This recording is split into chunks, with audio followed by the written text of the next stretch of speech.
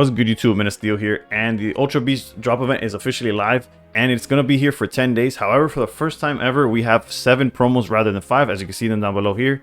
The chase card is definitely the Ultra Necrozma, although personally, I don't see this having like, actually, I don't see any of these cards having meta relevance. Granted, obviously, Kartana's meta relevant, Blacephalon has some like success in ranked, but those are all just reprints, like different artworks of cards we already have. When it comes to the Necrozma cards, the Ultra Beast Necrozma, the Dustmane and the Dawn Wings, I personally don't believe they'll have immediate effect. I could see, like, you know, some sort of like the way Origin Form Palkia and those type of Pokemon, like the Metal Heatran was used in like Skarmory decks as like a finishing option. Like, I could see both the rare cards, the Dustmane and the Dust Wings and Dawn Wings, being used in that application. However, immediately, like, oh, game changing, meta defining, I don't see that for any of these. However, artwork wise, they're all beautiful. Even the alt arts are pretty nice. The only one that was like, why would Blacephalon, you know, the one star version is like so amazing, like who would play this promo? There's actually an upside to that as well.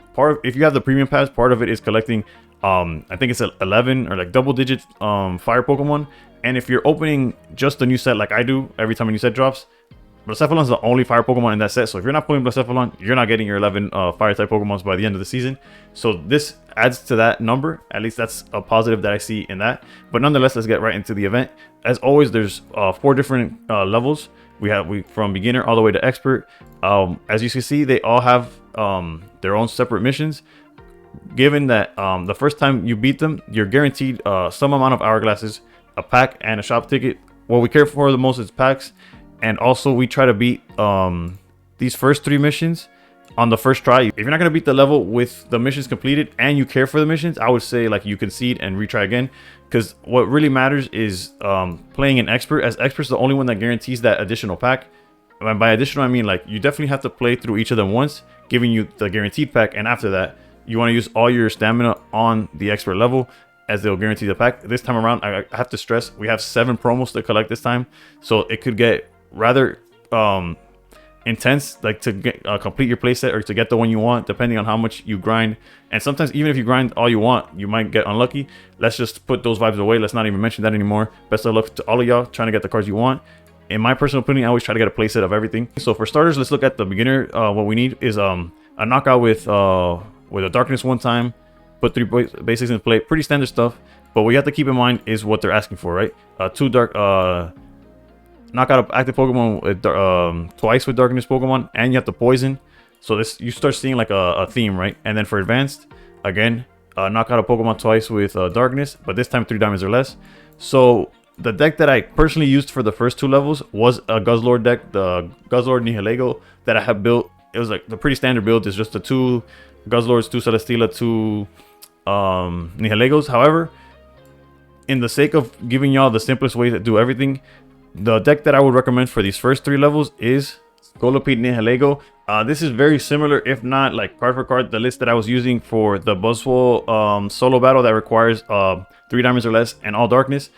This list is very strong. It's very consistent. It does what it has to do, which is put a Scolipede out, poison the opponent through Poison Barb or Nihilego, and then Scolipede starts swinging for too much. Granted, if you quickly put Scolipede out, its own damage is good enough to start winning you games as well. With the help of Lily, it's very resilient, and for the most part, this pretty much takes care of everything that the first 3 challenges require. The only one that could be a little tough is winning the advanced battle without giving any points. That might require a retry or 2, but this deck is definitely capable of doing so.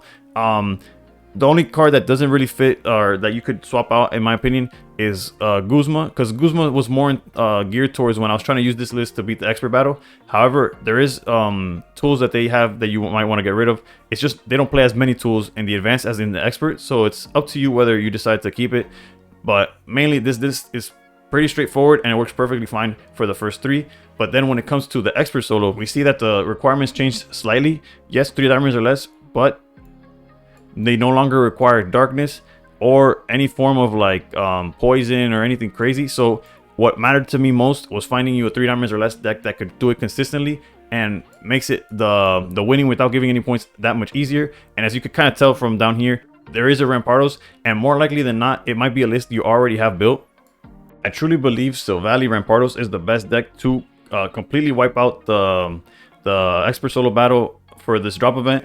I did do a few little tweaks from the actual like meta relevant version. As you can see, we're playing things that are a little odd, like the double copies of Giovanni and no Pokeballs. And basically what the main thing that we focus on is that Giovanni plus Silvally is able to knock out both of the new Necrozmas, not the EX, the rare version, the Dustmane and the Dawnwings.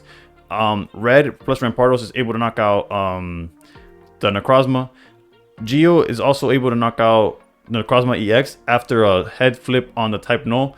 Granted, that's not as like, you can't really depend on that outcome, but nonetheless, this list is geared, your supporters are geared to completely dominate. The only thing you can't one shot with Giovanni is the Necrozma EX and Celesteela, but their Celesteela is never in the active. That's one thing to keep in mind.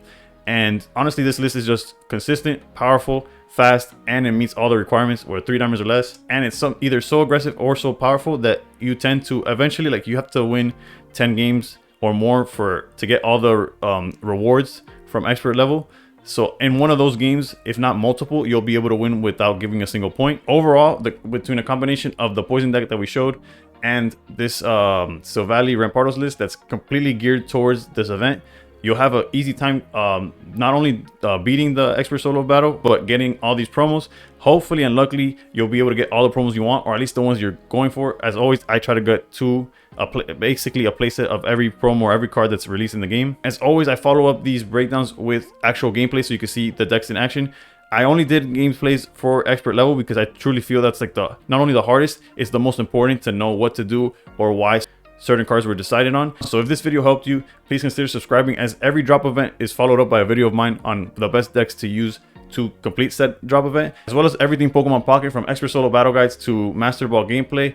Also, I've been streaming on Twitch recently. If you want to see me grind to top 100, that's my goal for the season. Currently, we're sitting somewhere between 100 and 200. We've yet to crack top 100, but we're almost there. So feel free to check that out. The Twitch will be linked down below as well. Nonetheless, thank you so much for watching. Enjoy the gameplay, and above all else, stay pro. All right, going second, which is ideal with this list specifically.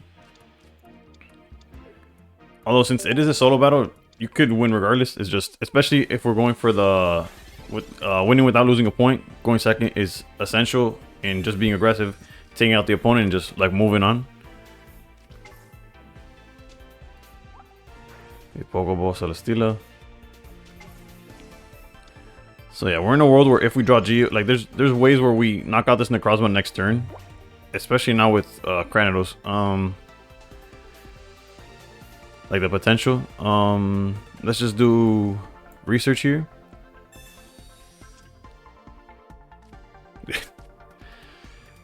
Can't make this stuff up. We got the Skull Fossil here. Might as well put both down. They're not playing right card or nothing, so it's not like there's a reason to put everything, but there's also nothing against putting everything. They do play Cyrus, but without Sabrina or Repel. I could be wrong though.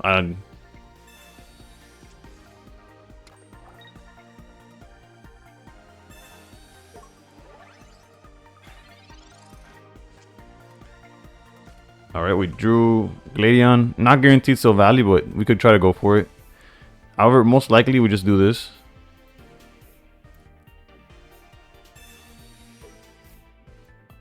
Although granted, if we don't, they do take 20 less damage. If this finds Silvally, we're able to retreat into Rampardos. If it doesn't, then we'll just like take it easy. But yeah, we'll just get the knockout while we can. They don't have enough energy to like Lusamine into like lethal or anything. And by lethal I mean take a point from us.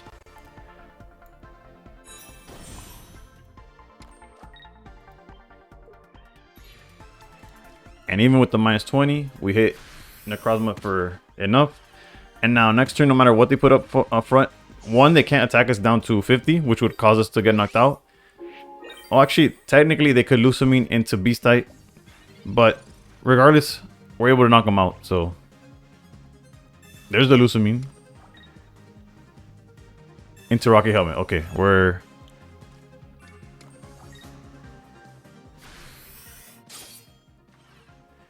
well, that's where the Guzma that we have in hand is comes in. So this isn't like your one-to-one example on how you're gonna win without giving them any points. But again, that's not the main thing. For this event, you have to win multiple times to get all the benefits that come with it. Plus, you want to get as many promos as possible. For the first time, there's 7 promos rather than 5, so you're gonna have to play quite a bit to get everything, at least a playset of everything, which is what I usually aim for. But as you can see, it's very winnable. The deck is great. As always, we do multiple examples, so let's jump straight to that one. Alright, going second once again, and hopefully this example shows us showing out more of the deck. That last example was a little too perfect. We drew Rampardos immediately, and that was the end of the game. Let's see if we gotta fight a little bit more this time. The double Geo is just for exactly for situations like this. Granted, it's not gonna come up, but like it's not gonna come up immediately. Let's go Fossil down.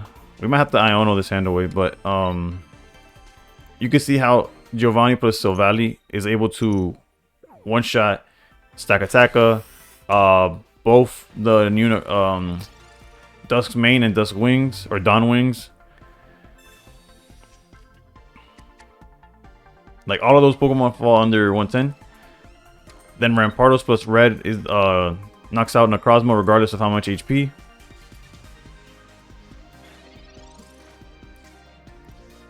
There's the Silvally. So you see, had they kept either one of these up forward, we would have been able to knock them out. But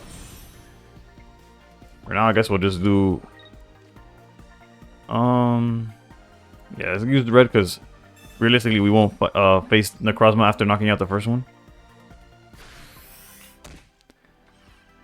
Now next turn we don't even have to commit to any of our supporters. But in this case, okay, now we're gonna be able to show why Giovanni's so not important. Like you could win without it, but being able to just Giovanni and then knock out basically everything in their deck except for Celesteela, which is never really in the active, or Necrozma, which clearly that's what red is for with Rampardos. But yeah, perfectly in range thanks to Geo, which is why we maxed out on that. And from here, it's basically a wrap. We're not playing Cyrus or anything that grabs this, but again, those are cards that you could feel free to stick into the deck if that's what you feel would work for you.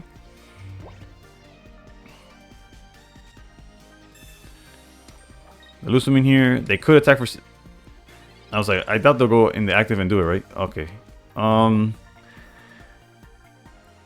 We no longer need Geo to close out this game, so that's Iono to not only get the boost in attack, but maybe we'll find the Rampardos. We don't, but that's still fine. We swing for 100, knocking out Stack Attacka. And it's just a matter of time before we win. And you see, this time we didn't get Cranidos turn 2 to just wipe out everything. And we're still on pace to win without giving them a point.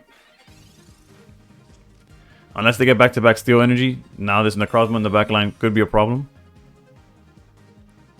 And by problem, I mean it's capable of taking a point before we win, right? Never mind, they spread their energy. They did not build up the Necrozma, because granted they would lose if they do it, right? So it's understandable. I've yet, in I don't know how many, I think I've beaten this challenge 8 or 9 times in like the making of this video. And well, not only in the making of the video, but also in just grinding out the event because I want to get the promos. They've yet to use the shoegaze attack. So you could do with that with that information what you want to, what you will, whatever. It's not realistic to gear up for that or worry about that.